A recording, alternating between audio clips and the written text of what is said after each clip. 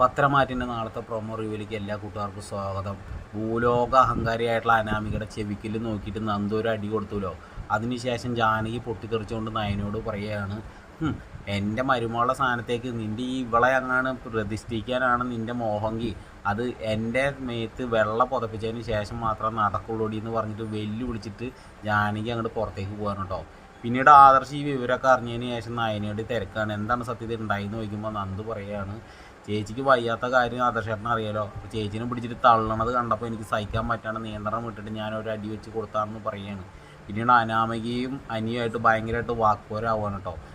അനി പറയുകയാണ്, ഈ വീട്ടിലെ എല്ലാ ആൾക്കാർക്കും മുത്തശ്ശനും മുത്തശ്ശിക്കും അടക്കം നയനേച്ചി പ്രിയപ്പെട്ടവളാണെന്ന്. അതിനുള്ള കാരണം എന്താണെന്ന് നിനക്കറിയില്ലേ?